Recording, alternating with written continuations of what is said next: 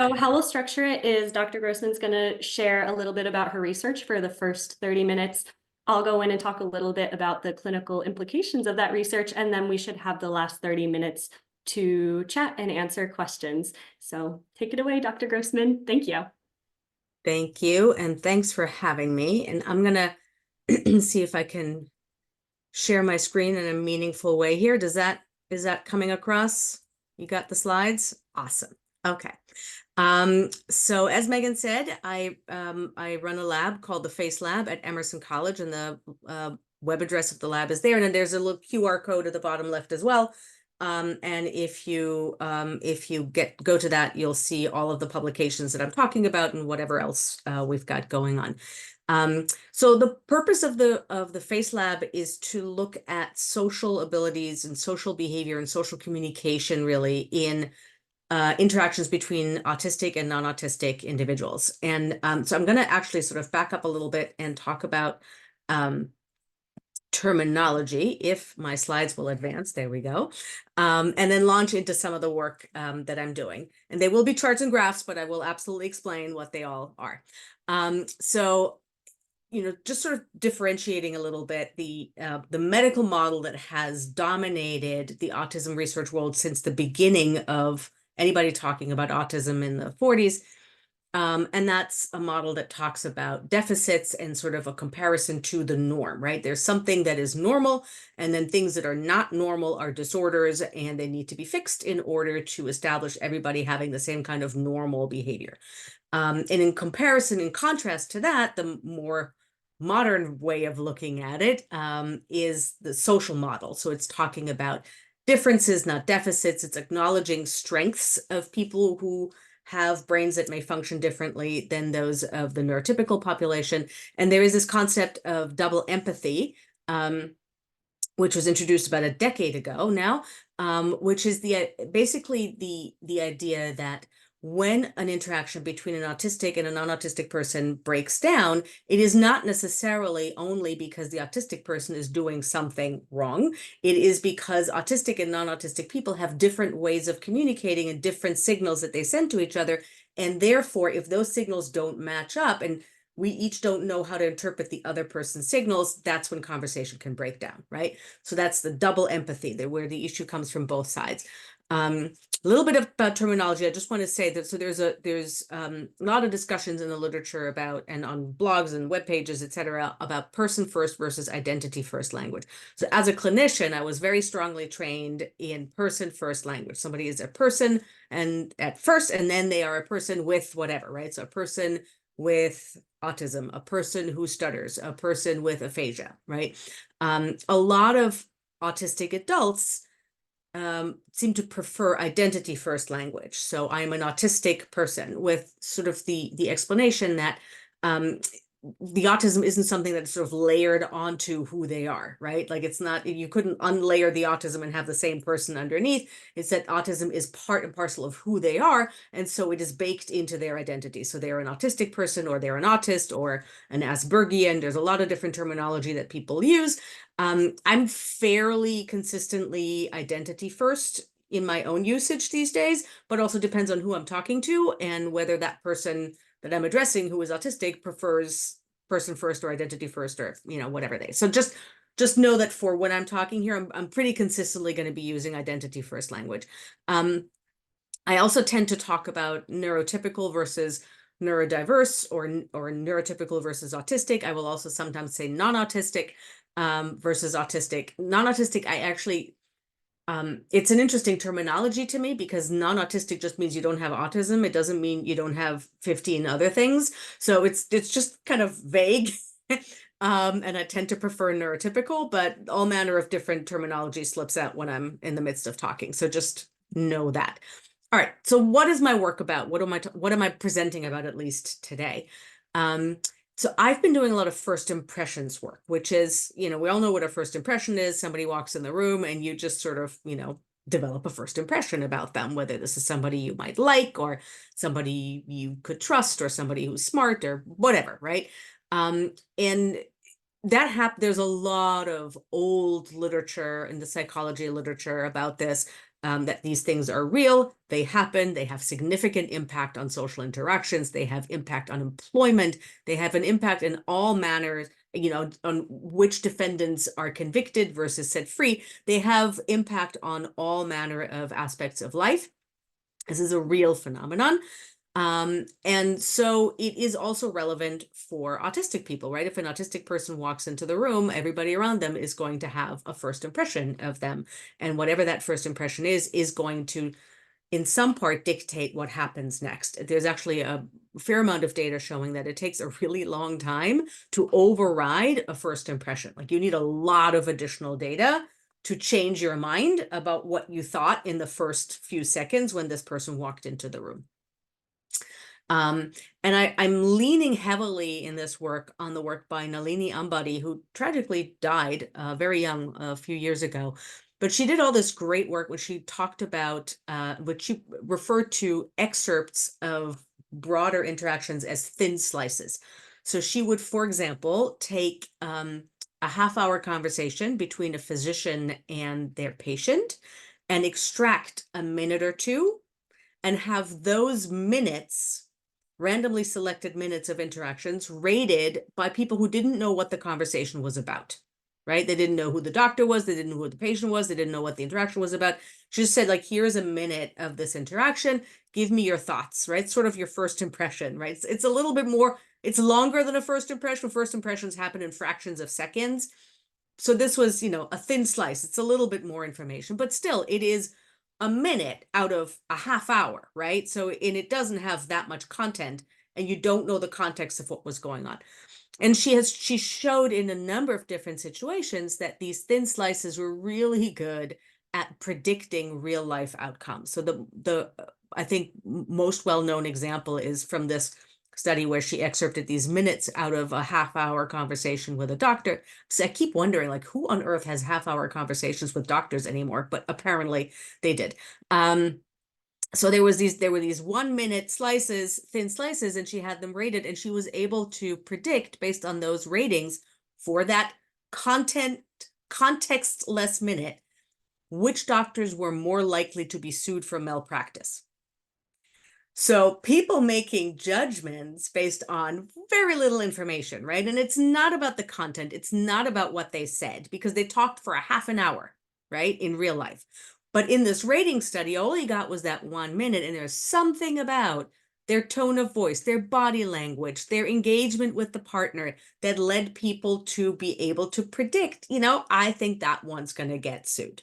Okay, so this is the kind of work that I'm very heavily borrowing from and leaning on to when I'm doing these first impression studies in autism.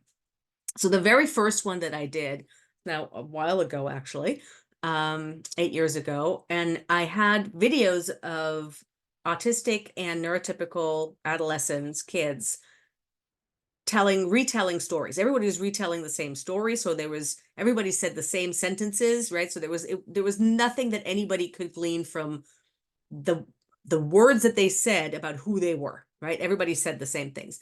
And I pulled very thin slices. I pulled 1 second or 3 second long video clips.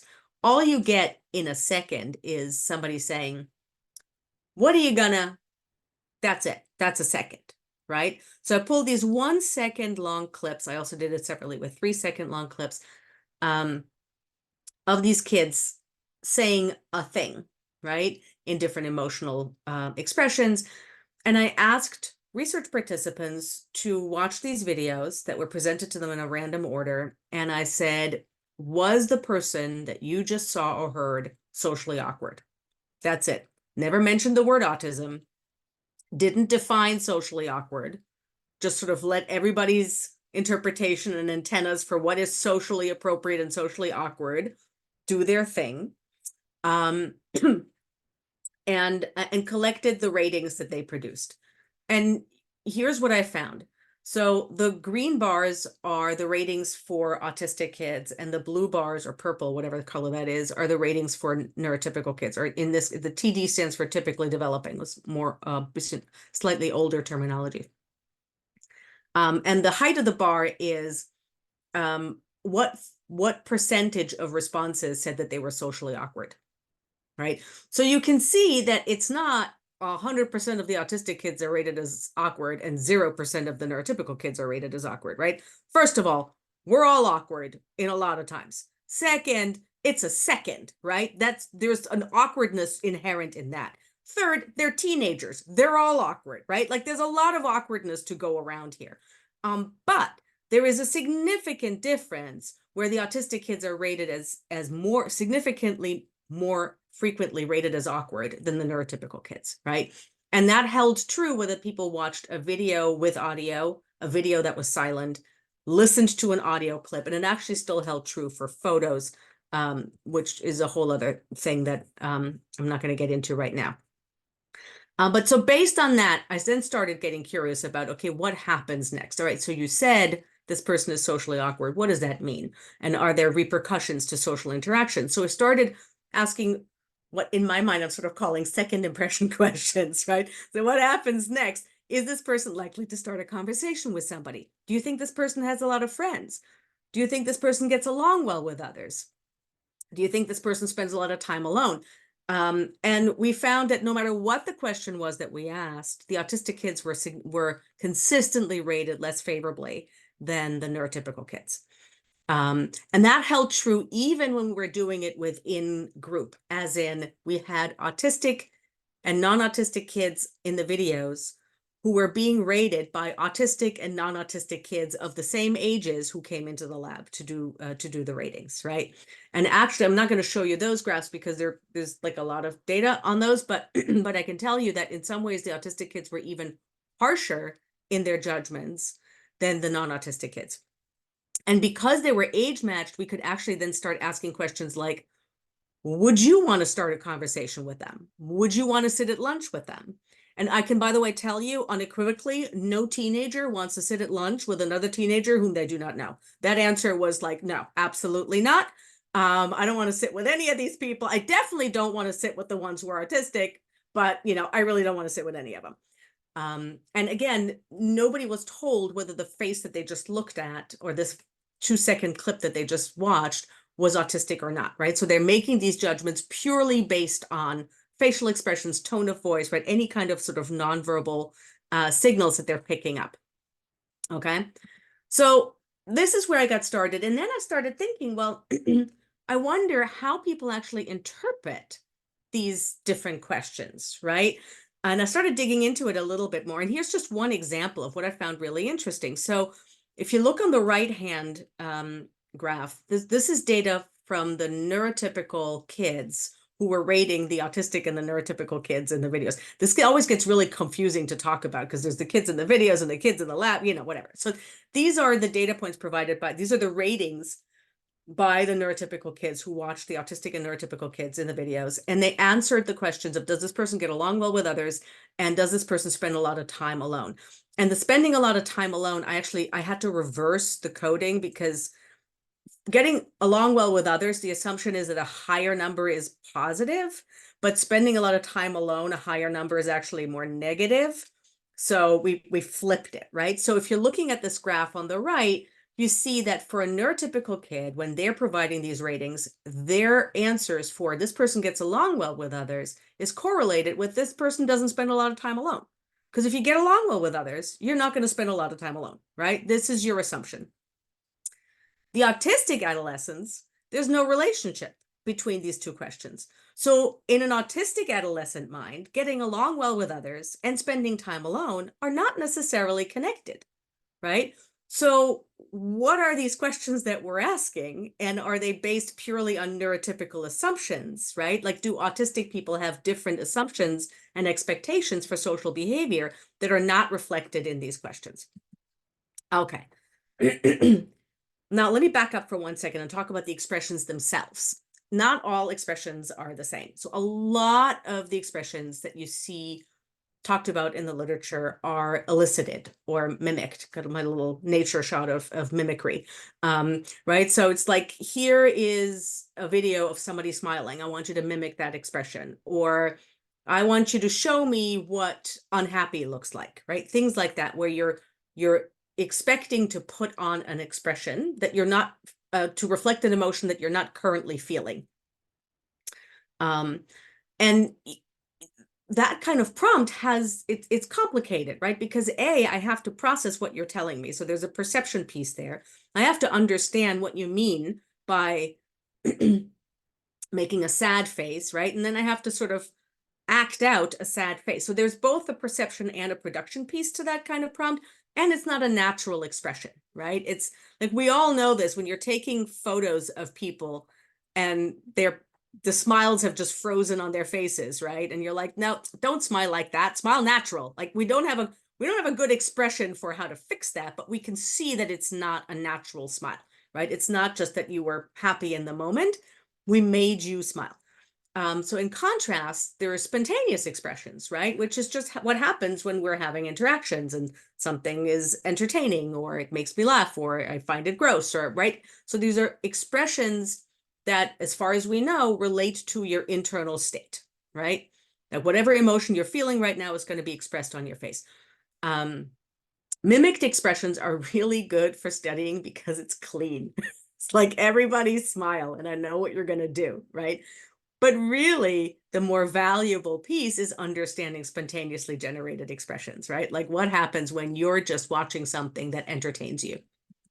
All right, so that was what we did next. We said, well, enough with the story retelling where we're asking you to say happy sentences and sad sentences, whatever.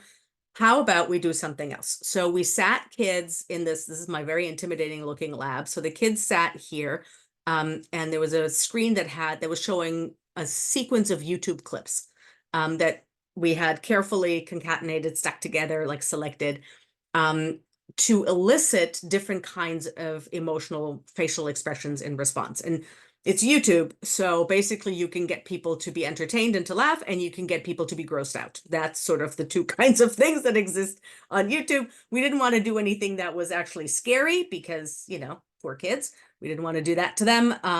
And, you really can't reliably do sad, but you can certainly get people laughing and you can get them grossed out. And then we video recorded their facial expressions that they spontaneously made in response to these videos. And we've done this in a couple of different ways. The first one was just to say, how expressive are they? No matter what the type of expression is, right? So we looked at everything. Facial expressions, laughter, are they talking? Are they laughing? Are they responding in any kind of a way?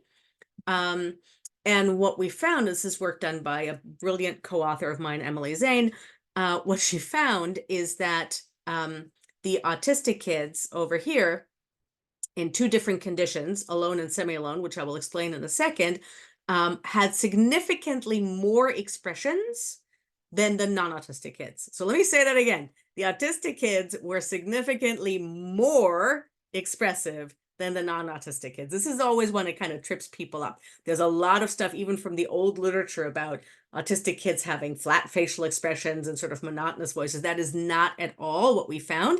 And there are actually a number of studies that have found similar things, that sometimes autistic kids are overly expressive or more expressive, without putting a judgment on it, more expressive than non-autistic kids. The alone and the semi-social was because if I go back to the slide here, so the kid was sitting here, and then see how there's this little short wall in between, and behind this wall was where the research assistant was sitting. And the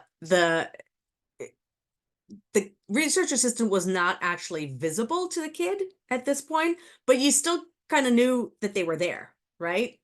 And so that's the semi-social. It's like you kind of know there's a person in the room, but they're not interacting with you, right? Versus a separate study that she did as a follow-up, where they're actually just, the research assistant just walks out the door and closes the door behind them, right? So they are not in the room. And in both of those situations, the autistic kids amped up their expressivity compared to the non-autistic kids. And interestingly, they amped it up even more when they were truly alone. So like when there was nobody else in the room, they're just letting loose. They're laughing, they're talking, they're doing everything, right? They're just having fun with these videos. When there's somebody else in the room, it's slightly less so, but all of that is more than when the non-autistic kids are doing. Okay, so what exactly are they doing with their faces, right? So they are being more expressive, we found, but more expressive in what way? So here are 4 faces of research participants who have given us permission to use their faces in presentations. And they're kind of decked out in all manner of stuff. They have headbands to keep the hair out of their faces. And then these dots that they have on their faces are for infrared motion capture. So we have these cameras that record the movement of facial features over time. And that's what they were there for. But what I'm presenting right now is really just based on videos. So we also then wanted to say, in addition to sort of the overall expressivity, like what exactly are they doing? And so we did a frame by frame analysis, like how many frames over the course of this time period were they expressive? And was it a positive emotion or was it a negative emotion? Okay. So if you're looking at these faces over here, this is time for people to play along if you want to, either by unmuting and speaking or by putting it in the chat. This person over here, do you think they're expressing a positive emotion or a negative emotion? Negative. Negative? Anybody want to disagree with that? Looks pretty negative, right? What do we have in the chat? Slightly negative. Okay. How about this one over here? I think that's positive, but it's hard to tell. Harder to tell. Positive. Could be surprise. Surprise is a tricky one because that's neither positive nor negative. That one screws me up all the time. Anybody say anything other than positive or slightly positive? No? How about this person down here? Positive. Positive? We're positive about that? I am. And how about that last one? Negative. Negative? Negative. Yes. Okay. So all 4 of them were watching videos with disgusting content at this particular time. And these 2 who were more, where everybody was, everybody felt more sure about saying negative, those are 2 non-autistic kids. And these 2 are 2 autistic kids. And what you just experienced is exactly what we found, which is that, let me see if this continues, that autistic kids' facial expressions were perceived as more positive, whether they were looking at a positive video or whether they were looking at a negative video. So this led to a presentation called It's All Good. I've got that paper in submission right now. So the facial expression, so they were more expressive overall, but also their expressivity was more likely to be interpreted as positive and wasn't necessarily matched with the stimulus that was happening at the time, right? So when I say some of these videos were gross, they were gross. We had some guy eating raw sheep brains for no good reason that I can determine. It was a lot of really gross stuff. And those were the facial expressions that they produced in response. And they were either sort of hard to define, or if you had to make a choice, you were more likely to say that they were positive. So there is something about, yes, they're more expressive, but the way that expression is interpreted by others doesn't necessarily map on to the conversational context that we're in, right? And may not necessarily map on to the emotion that they're feeling underneath as well. We didn't ask them, did you find this gross or did you find this exciting, right? So we can only say what they expressed. And so that there's a potential source for misinterpretation here, right? Like if you're telling somebody something that's really sad or difficult for you and their facial expression reads to you as somewhat positive, that's upsetting, right? Like that's going to lead to you maybe not wanting to continue that conversation. And you may not stop to say, like, do you find this funny? Or like, you may just be put off by that, right? So there's a potential source for a conversational breakdown there. Okay, another way to look at these faces, just because I mentioned the infrared motion capture, and I'll sort of, try to go quickly, but I want to illustrate this point. So this is where these reflective markers come in, and then we put it all into the computer and it sort of, interprets where everything is. And we did a study where we looked at the movement or the distances between those markers over time. So I know this looks terrifying, but bear with me. The x-axis here, so from left to right is time. So, right, this is the beginning of the expression over here, and this is the end of the expression over here. And then the width of this band, or the number in general, is about the distance between markers. So how much these features move and distance each other from, distance from each other. And then the blue bar here on the right is for negative expressions. And this salmon color is for positive expression. Again, this is Emily Zane's work, and she's got much fancier color sense than I do. So her colors, I don't even know how to name. But anyway, but what you can see, so these are the neurotypical kids. These are facial expressions produced by neurotypical kids. And what you can see is that there is a real difference between the movement patterns of these markers between positive expressions and negative expressions, right? The salmon colored bands and the blue colored bands, first of all, they're pretty narrowly defined. And second, they barely overlap at all. And that makes sense, right? Like when you're producing a happy face versus a sad, disgusted face, it's a very different movement pattern. So it should kind of be like that, that positive and negative valence expressions don't overlap in their movement pattern. Over here on the left are the facial expressions of the autistic kids. And so you can see, first of all, a huge amount of individual variability between individual kids. That's why these bands are so wide. And you can see that they almost completely overlap between positive and negative expressions. And that is sort of exactly what you experience when you saw these expressions. You're like, I don't know if this is a positive or negative one, right? Or I think it's positive, but I'm not 100% sure, right? So there are real objective measures of the way these facial expressions move, or the facial features move, that actually relate to how human beings perceive these expressions as well. So it's objective and subjective measures of these facial expressions and how they're different from each other. Okay. I'm going to do a quick little thing here at the end, because this is sort of brand new stuff. And this is what I'm delving into right now while I'm at Radcliffe for the year, is to look at not just the diagnosis, but also the other aspects of identity, right? So no autistic person, nobody's going to walk into a door and have a first impression formed about them as just their diagnosis, right? We all walk in as complete human beings. We walk in with our gender, our race, our ethnicity, right? A lot of other aspects about who we are. And all of that comes together when people form a first impression of us. So I got really interested in looking at the intersection between gender and autism. So what I'm presenting now is sort of preliminary data. We took videos of 15 autistic girls, and they were all cisgender, identified by their parents as girls, and then 15 neurotypical girls and 15 autistic boys. They're all kids, like 12 years old-ish. And we did our thin slices, of 7 to 10 seconds. And we asked a bunch of young adults to rate these expressions. And we did the sort of social first impressions questions, like, does this person get along well with others? Do they have a lot of friends? The kinds of questions I've shown you before. And we also asked them to provide gender perception questions. So we had slider bars that said, how masculine do you think this person is? How feminine? And how neither other. So for the social ratings, it's sort of more or less the same kind of pattern that we've seen before on almost all of the questions. The autistic kids are rated less favorably than the non-autistic kids. But interestingly now, in purple, you've got the autistic girls, and the autistic girls on almost all of these ratings are rated less favorably than the autistic boys.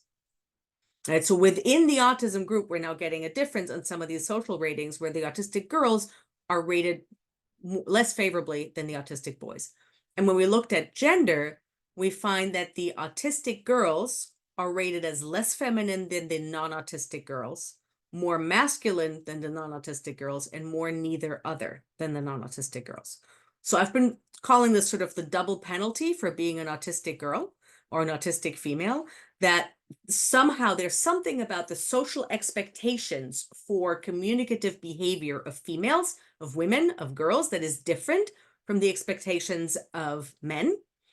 And somehow autistic girls aren't meeting those expectations, right, on a couple of different levels. We're digging into those questions a little bit more, and there's some really interesting interrelations between perceived gender and perceived social skills that I really want to explore further, because I think it's really important. But what all of this is sort of leading me to is trying to figure out whether we're even asking the right questions. And I'm working with some autistic adults right now, and autistic women actually specifically, to try and find out, like, does engaged in a conversation mean the same thing to you as it does to me? Is willing to start a conversation with somebody, is it a positive or a negative? What are the social expectations that autistic versus non-autistic people have of each other? And how do we try to package that into questions that are relevant for the social expectations of all neurotypes? And how do we do all that without what I call going meta, which is like what I really want to do every time I do one of these studies and I ask people's first impressions afterwards. I want to kind of like shake them by the shoulders and say, what were you thinking? Why did you answer it that way? What were your thoughts? What did you pick up on? But as soon as you do that, you lose a first impression, right? Like, you don't want people to think about it. You want them to just react, which is, by the way, also an interesting point, because a lot of autistic people will automatically think it through, right? They're not going to just react. They're actually going to start to be all logical about it. So it's a different process, even a different cognitive process for them. So anyway, how do we do all this without going meta? How do we include other aspects of identity? There's a great paper written by Cook and Over a couple of years ago. I just love the title. It's basically something like, why are all the first expressions studies focused on white faces? Which is an excellent question. And probably most cases, it's white male faces. So that's something that really needs to change if we want to have a better idea and a better understanding of how everybody gets perceived when they first walk through the door. So the goal of all of this is to better understand what these first expressions are built on and how they impact, how they affect our social interactions subsequently, right? And really get into this double empathy piece of, like, if there are facial expression differences in how autistic people express positive or negative valence, then the people around them, whether they're autistic or non-autistic, need to understand that, right? So that we can better interpret everybody's facial expressions and not have conversational breakdowns because we're misinterpreting their facial expression as representing an internal state that they may not actually have, right? They may not really be entertained by this. They may actually be grossed out by this, but their facial expression doesn't necessarily show it in the same way. So to make some of those ambiguities and the contextual mismatches overt so that we understand them and can take them into account when we're having conversations. That's as far as I was going to go. I was going to thank everybody who is in the lab and all the participants and all the consultants. This picture actually needs to be updated. There's more people in the lab now, but this is where I'm going to end. So thank you very much. Great. Thank you so much, Dr. Grossman. That was fabulous. You covered so much in such a short period of time. I talk quickly, I'm told by my students. You sure do, and I do too, so it worked. But no, it was beautiful. And I will now jump in. For those of you joining late, my name's Megan Romanczyk, and I'm a speech language pathologist. And so I'm going to talk a little bit from my perspective, how can we take this work and apply it clinically? So I'm going to share my screen real quick. Let's see. And present. Slideshow. Fantastic. So as a speech language pathologist, one of my roles is supporting individuals who come through the door and want to work on their social communication skills, or maybe that's not something that they've identified, but teachers or family members have identified for them. And based on more current research, how can we maybe do a better job at that? So first of all, I want to talk a little bit about the neurodiversity movement. So basically, it's a social justice movement that refers to full inclusion for all neurodivergent people. So we really want to be centering our work as speech therapists in inclusion, not fixing, not changing, but including all neurodivergent people, which neurodivergent, again, is an umbrella term that includes autistic people. Neurodiversity is a natural and valuable form of human diversity, which should be considered as similar in many ways to other forms of human diversity, such as racial diversity, sexual and gender diversity, and cultural diversity. So again, when we're thinking about the work that we do with autistic people, we want to respect their culture. Ableism, on the other hand, refers to bias and prejudice and discrimination against people with disabilities. It hinges on the idea that people with disabilities are less valuable than non-disabled people. Anti-ableism, which is what we all strive to be, requires reflection on how we talk about disabilities. To be anti-ableist requires viewing all neurotypes through a neurodiversity affirming lens. And I just love so much of the work that Dr. Grossman is doing, because I feel like she's constantly questioning, like, what are the questions we're asking, and are they rooted in kind of these ableist ideas, and maybe how can we reframe these questions? So I think it's just wonderful. So I'd like to talk a little bit, as Dr. Grossman touched on, the medical model versus the social model of disability. We may have looked at those slides that showed those facial expressions and said, oh, those autistic people don't know how to respond. They're laughing at these things that are disgusting. And that's kind of the medical model. We're just assuming because they have this label of diagnosis, something is wrong, rather than seeing it as different. So for those of you who don't know, medical model basically is a pathologizing model where we say someone has a disability and they need to be fixed. The social model of disability says that an individual experiences disabling factors of their environment. So maybe it's not necessarily that something's inherently wrong with them, but the challenges and barriers and struggles they face have to do with living in a world that maybe wasn't built for them. So particularly with autism, on the left column here, we see things that we might see in neuropsychology reports, in the DSM-5 for those of you who are medical professionals. So for example, restrictive and repetitive behaviors is a very pathologizing kind of negative way of talking about people. Instead, we could say that person has deep enthusiasms and passions. They have different play preferences from what we might expect. Instead of saying social deficits, we could say these individuals have differences in social communication. And I think this is a big one that I think Dr. Ruth Grossman touched on a lot was, we might say within this medical model, oh, they lack empathy. They just don't get it. They don't have emotions. And I think that slide showing like the range of emotions that people were expressing and the differences in the ways those were expressed really show that the social model is probably more aligned with the true experience. So there's differences in experiencing and expressing emotions. So what does that tell us about social communication? Well, social communication is how and why we use language to interact with other people. So it's inherently influenced by cultural norms and expectations. Just because a communication style is not the norm, it does not make it dysfunctional or disordered. I don't know if anyone's ever traveled to a different state or a different country, or even just a different town and found like, oh, I feel like I'm a fish out of water. If I always give this example of I know nothing about sports. So if I go in a sports bar and have a conversation with someone, I might feel like I do not know how to communicate with people. And it's just because it's not part of my personal culture in this very like small sense of I don't relate and I don't have the same shared experience as these people. And so I just can't communicate as effectively as I can in maybe other settings. What I found interesting is some more recent research I came across recently. So autistic communication has identifiable characteristics. It's not necessarily that it's an individual who is delayed or disordered in communicating, but there's sort of this agreed upon set of rules that guide autistic communication that just may be different than neurotypical communication or non-autistic communication. And autistic people create shared ways of understanding in unique ways. So some of these features include attending covertly. So I don't know how many of you are parents of autistic individuals in the audience who maybe have heard teachers say like, oh, they're not paying attention, they're not looking. And really what a lot of research has found is that people who are autistic actually process information a little bit better when they're not making direct eye contact, when they're maybe looking away, or they're just processing sort of in the background. Additionally, kind of this norm, particularly in America, not even across all countries, but just in America, that eye contact is considered respectful.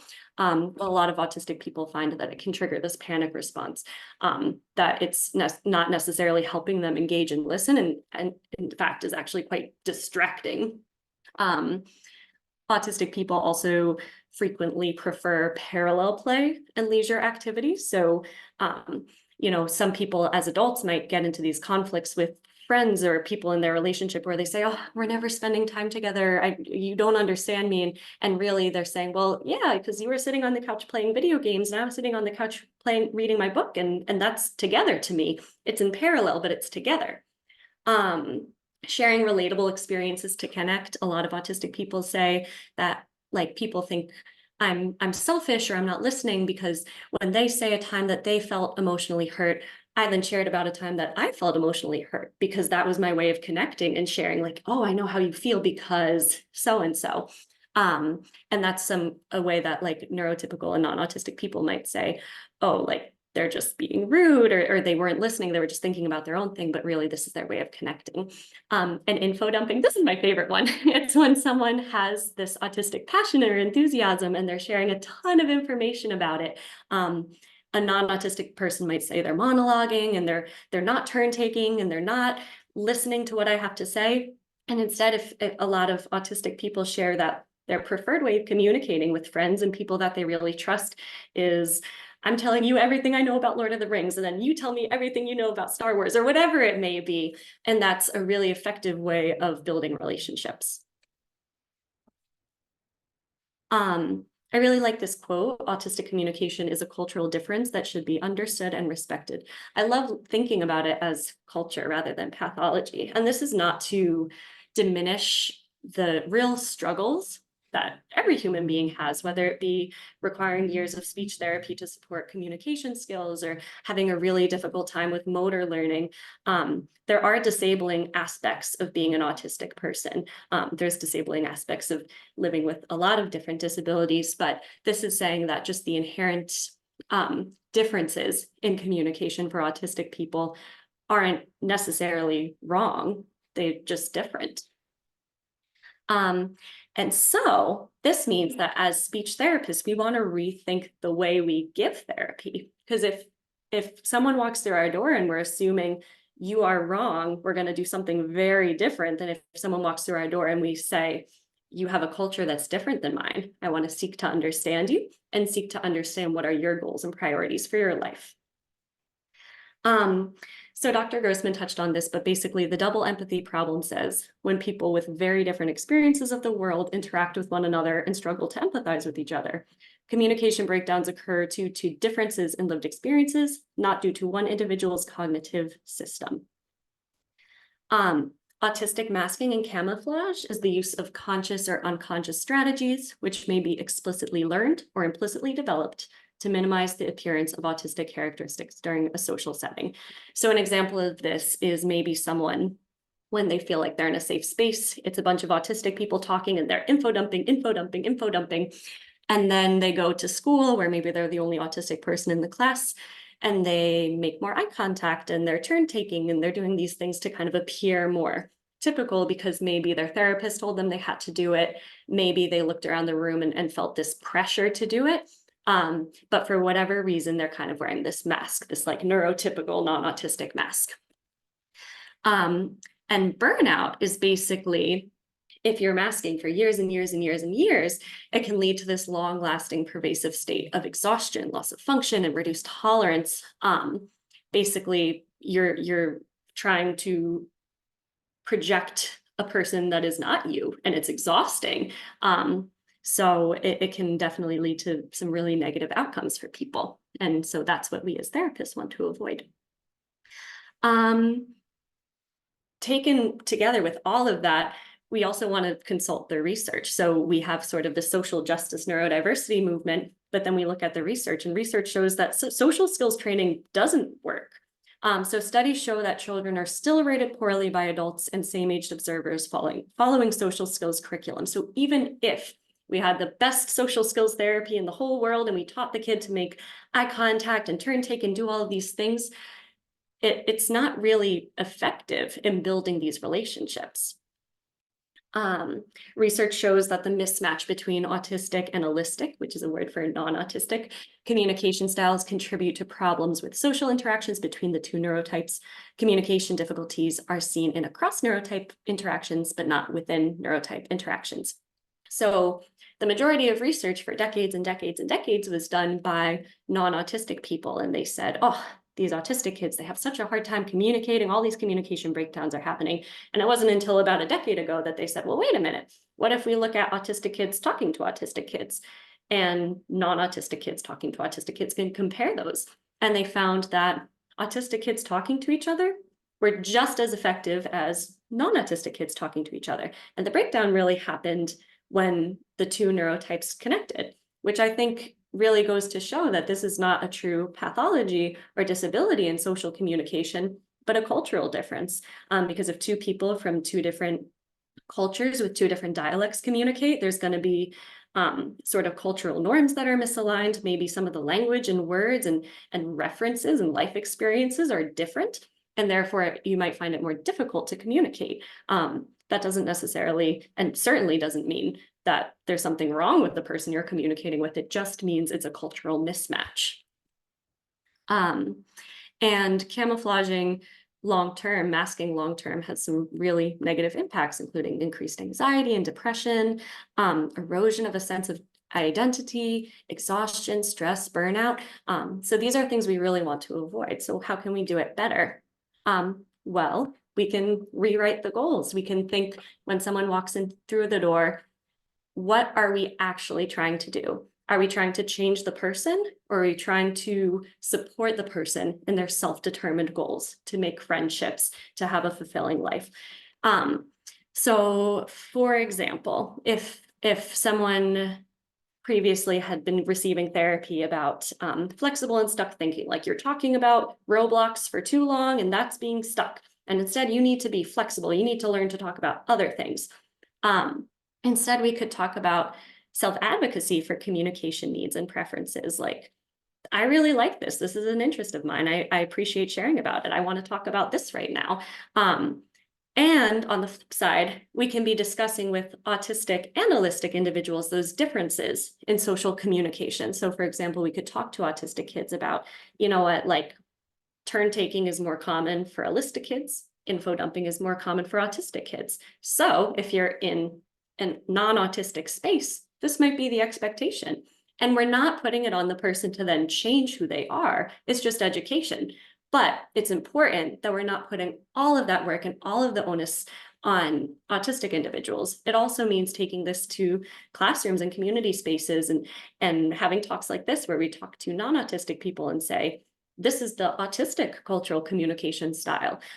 So there's mutual respect and understanding.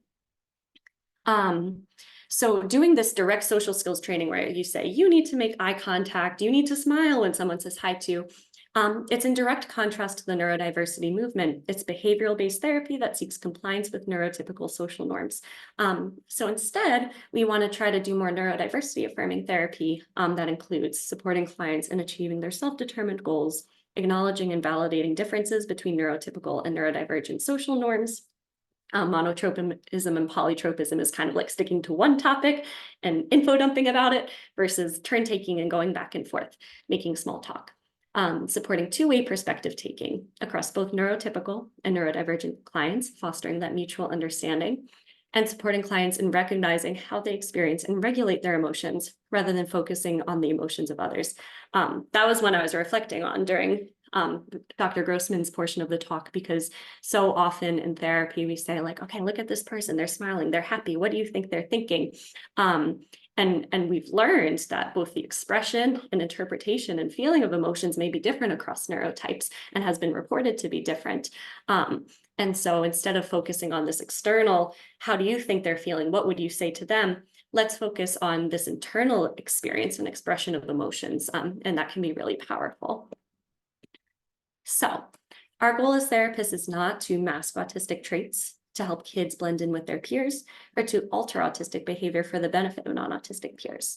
The goal of therapy is to empower individuals with the ability to self-determine their communication choices, to be able to successfully describe their perception of events and situations, to describe the possible motivations and perceptions of others, and to understand how their communication choices, both speaking and behavioral, may be perceived by those around them. And I think a really important note here is, if this is a priority for the individual, it's not necessarily that just because someone is autistic means that they need intervention in these areas. But let's say you have a teenager who is really struggling to make friends, and they say, I want to understand why, like I really do want to connect with the kids in my class, and I'm not sure why it's not clicking. Then it might be helpful to kind of talk through these things, but with the understanding that mutual respect of different communication styles is needed. It shouldn't always fall on the person who is in the minority in terms of the communication style. So some of those objectives include writing goals around self-advocacy, self-determining communication choices, perspective taking with an emphasis that all perspectives are valid, interoception, which is just a fancy word for the sensations inside your body that tell you how you're feeling. So how do I know when I'm anxious, worried, happy, instead of just being able to look at a picture card and say, that's anxious, that's worried, that's happy. Teaching how one's body sensations correlate to emotions, and so many others that I think sometimes people feel stuck. Well, they say, if we're not doing social skills, what do we do? And there's so much we can do to support individuals who may be struggling to make friends and relate to others. And again, it happens inside the therapy room, but then it also happens with advocacy of everyone is valid, and everyone's perception of events and everyone's way of communicating and being in the world is valid. So Rachel Dorsey is an autistic speech language pathologist, actually based in Massachusetts. And I love how she kind of takes all of this information and makes it really simple and direct. And so she says, what helps autistic clients thrive autistically? And she says, self-advocacy, functional communication, sense of purpose and belonging, sensory and emotional regulation, and executive function supports. And I'm not going to go into all of these specifically, but I often go back to that list where if someone walks through the door seeking support, I say like, okay, are my goals aligned with one of these 5 objectives? And if they're not, I really have to think, well, am I trying to support this individual's growth in who they are as a person, or am I trying to help them align to some standard that might not be true to who they are? So I like to look at the objectives that I write when an individual walks through the door and say, okay, am I seeking compliance with some sort of societal norm, or am I seeking authentic ways of connecting? Is my goal based on dominant societal communication expectations, or are they client-specific, functional to their situation, and self-determined? Am I seeking the client to change in some way, or am I seeking authentic connection through two-way perspective taking? And am I asking the client to mask? Am I asking them to make eye contact or use social scripts that might not be true to who they are? Or am I promoting authenticity and pride in who they are? So I'll just give a quick example of that. So an objective might be the child will accurately identify emotions of others based on their facial expressions, posture, and language in 80% of measured opportunities. So that's inherently assuming that the individual experiences and expresses emotions the same way as these picture cards that I'm showing them. Instead, I might write, after watching a video or listening to a passage, the student will predict or anticipate the reaction of the character independently using emotion words, state how their own self might feel in a similar situation, and state how like they might react and what they might say. So it's that two-way perspective taking. It's not just memorizing kind of neurotypical norms, but it's figuring out in a very functional way, how is that person feeling? How might I feel? How is it different? How is it the same? And it fosters more of a conversation rather than compliance with a specific goal. I have quite a few of these. I'll just skip through, but if anyone's interested, I can talk through in the future. But I think a big takeaway is that as therapists, researchers, parents, we have this opportunity to educate others, show educators and student peers about autism from a neurodiversity model, including social interaction differences and acceptance of these differences. We can teach educators that supports, accommodations, and modifications are vital to their students' success. We can support kind of meeting in the middle in terms of communication style. So teaching educators to be a little bit more literal with directions, requirements, and expectations, and to apply them fairly and with empathy and with a firm understanding of autism. We can teach educators about sensory needs, modifications, supports, and accommodations. And we can teach all instructors, including support staff, the need for recreational or free time to be unrestricted for autistic students, just the same as for other students, rather than just one more therapeutic opportunity. I've got lots of resources that I'm happy to share with the knowledge that autistic people are the experts on autism. So there's a bunch of Instagram pages you can follow, Facebook pages you can follow, some blogs, some great books, movies and TV shows, documentaries, trainings, and lots of further reading.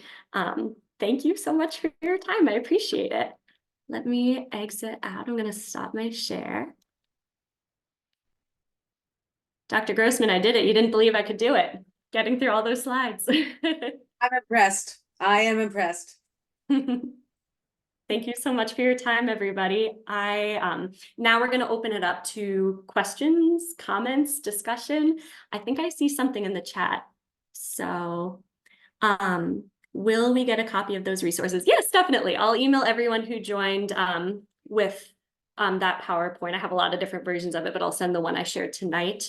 And then the recorded lecture will also be available on our YouTube page, which I'll send everyone a link to afterwards.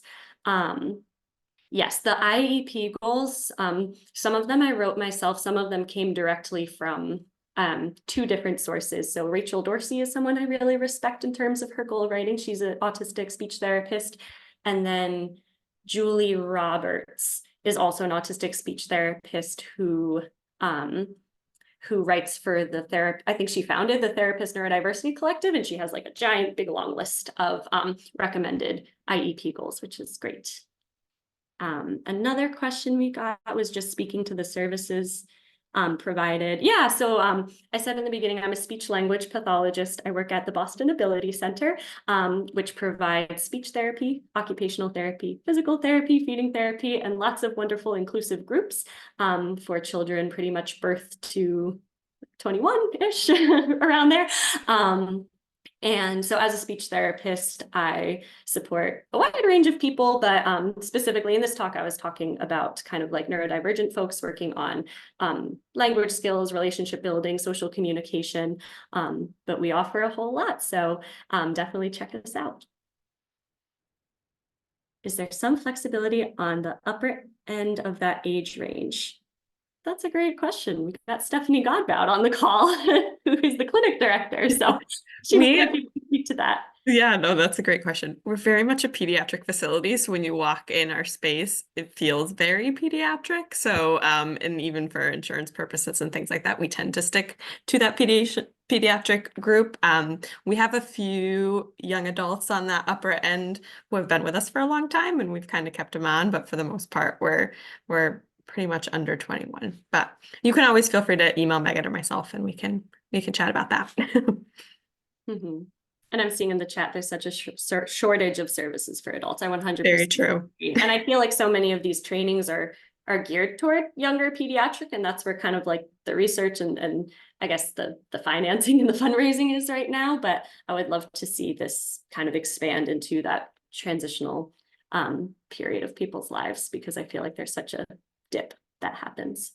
And if I could just chime in, my lab obviously does not provide clinical services, but our research studies, so we do have ongoing research studies that kids and adolescents and adults are eligible for.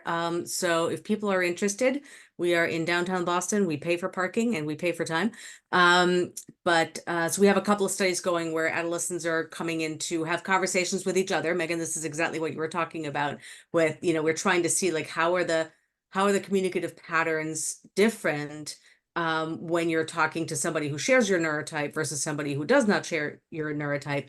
And then we're also gathering some information from the kids about, so did you enjoy this conversation? Like, not just how effective was it, but did you have fun? Like, would you want to have another conversation with this person? So that we're getting sort of more of a 360 of, what did it feel like to be in the conversation? What did the conversation look like from the outside, and how effective was it actually? And then we also have a study currently running for adults. We're just asking people to record videos of themselves, and we're trying to gather stories of what I'm calling the journey to diagnosis. How did you get to have a diagnosis? How old were you? How's your attitude towards your diagnosis changed? What are all the various aspects of your identity? How do they relate to each other? And sort of some version of who are your people, right? Where's your community? Who do you identify with, and where do you sort of take, where do you get your community from? So if people are interested in that, I'm going to put the email address of my lab in here. So that's a place to, and the website, if people are interested. Great, thank you. And the way we learn to give better clinical care is through participating in this research. So that's part of why I wanted to do this sort of speaker series that kind of connects research to current clinical practice, and to see that it's a two-way street. Clinical practice informs research, but also research really, really informs clinical practice. So the more beautiful data that we're getting from Dr. Grossman's lab, the better we as clinicians can do, and then eventually passing that all along to parents. And yeah, I think it's really great. Let's see. Yeah, someone in the comments shared that they would love to have more parent training sessions, helping how to understand how we can support our children with these goals. I think that's a great idea. And feel free if you have any specific questions. Both of us are happy to answer in the time that we have now, but I think that's a great idea.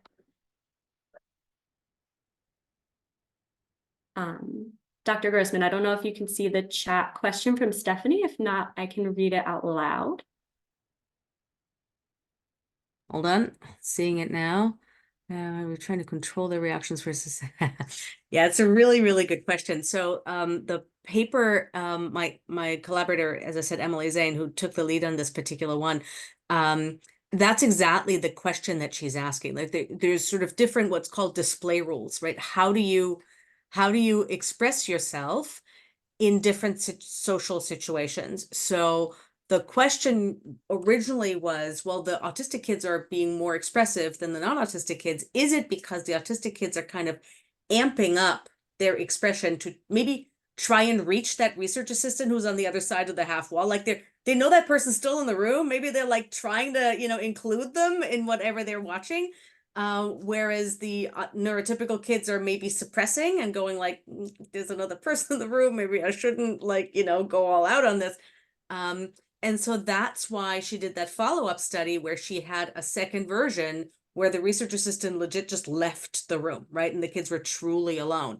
And what we find is that there's no difference in the non-autistic kids. Like they're reacting the same way, whether there is a research assistant still sort of lurking behind a wall or not in the room at all. So they're not suppressing, they're not amplifying, that this is just what they're doing, right?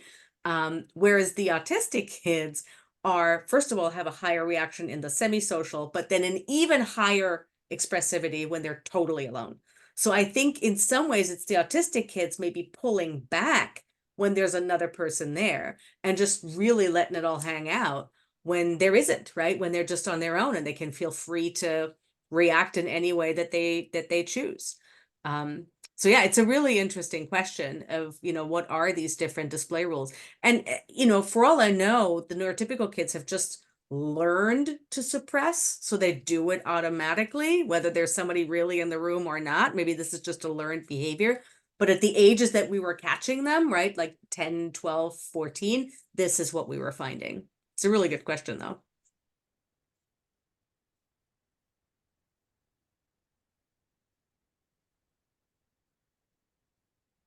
Well, great. Thank you so much, everyone, for joining. I really appreciate it. For those of you still with us, we'll be sending out the recording. I'll also be sending out Dr. Grossman's contact information if you'd like to get involved in research.